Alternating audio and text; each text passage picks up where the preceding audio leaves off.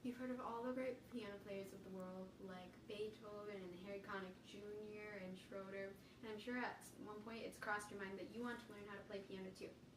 I've been playing piano for about 6 years and I love it. It helps me sort through my emotions and calm down when I'm frustrated, because it can make you frustrated. And especially when I was first beginning, it sometimes felt more like a chore than a hobby. But now, like I said, I love it. So if you don't feel that personal connection right away, what are some reasons to play then? Well, recent studies have shown that studying any kind of music can actually help raise IQ points and make you smarter, because it utilizes parts of the brain and exercises them that wouldn't usually be used otherwise. And learning piano is a great way to help you learn how to read music, which will help you with anything musical in your life, like singing, for example. Plus, there's nothing like that feeling when you first master a song that you've been working really hard on, and also playing piano is just really fun. And so when it boils down to it, piano really only consists of 3 basics that you need to know about, and that's notes, rhythm, and dynamics. So those are the 3 things I'm going to teach you about today. So the first thing you need to know about piano is fingering. Your thumbs are called finger 1, your pointer finger on both hands are called finger 2, middle finger is 3, your ring finger is called finger 4, and your pinkies are both called finger 5. The next thing you need to know about is the musical alphabet. The musical alphabet only has 7 letters in it: A, B, C, D, E, F, G. And each of those letters corresponds to a key on the keyboard. This is A, B, C, D, E, F, G, and then it repeats A, B, C, D, E, F, G, and it repeats for the entire keyboard. And each of those keys corresponds with a line or a space on a thing called the staff. There are 2 different staffs, one for your right hand and one for your left hand. The right hand is called treble clef, and each line or space corresponds to a note for the treble clef. And there are memory aids for that. And the one I use is for lines: every good boy does fine. And so the notes for the lines are E, G, B, D, F. And then for the spaces, when on a space it spells face, F, A, C, E. So the notes on the spaces are F, A, C, E. And then for your left hand, there's bass clef. And the memory aids are different for that one because the notes go in a different order. It goes good, boys, do, fine, always for lines, G, B, D, F, A. And for the spaces, it goes all cows eat grass, A, C, E, G. And then you can see the notes go in order.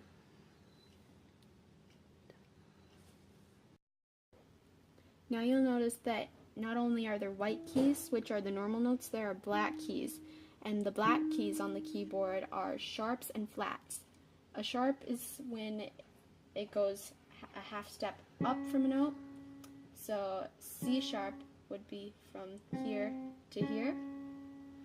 And this is D, so then down a half step would make it D flat.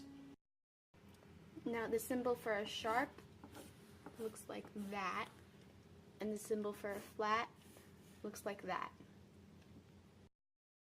The next thing you need to know about is rhythm. Rhythm is made up of notes, a time signature, measures, and rests. The 4 main notes that you'll use are a whole note, a half note, a quarter note, and an eighth note. And a whole note is worth 4 beats, a half note is worth 2 beats, a quarter note is worth 1 beat, and an eighth note is worth a half beat, so you'll often see 2 together like that. And there are also rests, so a whole rest, a half rest, a quarter rest, and an eighth rest. Again, the whole rest is worth 4 beats, the half rest is worth 2 beats, the quarter rest is worth 1 beat, and the eighth rest is worth half a beat, just like their corresponding notes.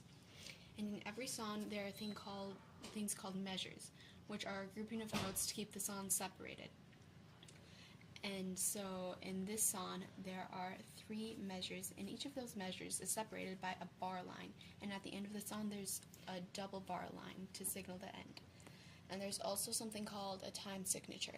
That's one number on top of the other. The top number signifies the number of beats that you'll have in each measure. So in this song, you would have 4 beats in every measure. And the bottom note tells you which note is worth 1 beat. So a 4 there means that a quarter note is worth 1 beat, but that both of those numbers can change. And so, for example, in this song, the time signature is 4/4. So you have 4 beats in every measure, and the measure is made up of all notes, although you could use rests out of half notes, quarter notes, eighth notes, and a whole note. The next step is knowing where to position your hands on the piano. This note is called middle C because it's C and it's in the middle. So you put your right hand there, your thumb on middle C, and you put your left hand a C below that note, and you put your pinky on that hand. And there are more positions. You can put your hands anywhere on the piano, but the most common is middle C. Those different rhythms that I just talked about, those notes will be placed on the staff, which correspond which note that you should play. So you could put a quarter note on the F line, and then you know to play F for 1 beat. Or you could put a whole note on the A space, and then you know to play A for 1, 2, 3, 4 beats. Or you could do the same thing on bass clef. You can put an 8th note on D, 2 8th notes actually, and you can go over and play.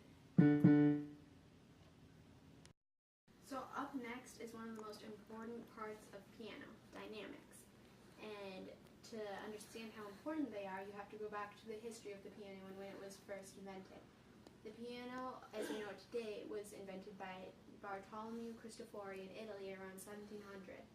And he created it because people liked to play the harpsichord, but there wasn't a way to vary your volume on that, and so people couldn't express themselves as much as they wanted to. And so the purpose of dynamics is to allow expression, which is one of the whole points of playing piano. And so that's why dynamics are so important. So what are dynamics? Well, dynamics are how loud or soft you can play something. And so that is represented by different words and symbols. And most of them are Italian because that's where the piano was invented. And so forte means loud, and piano means soft. And those are two of the most basic dynamic markings. The abbreviation for forte is F, and the abbreviation for piano is P. So whenever you see an F in your music, that means you have to play loud. And whenever you see a P, that means you play soft. Another part of dynamics is that your music will tell you how slow or how fast to play. At the beginning of the music, there will be a tempo marking, and that looks something like this. It'll say andante, which means a medium playing speed, like a walking speed. Or you'll see a number, which represents how many notes and beats per minute you should play.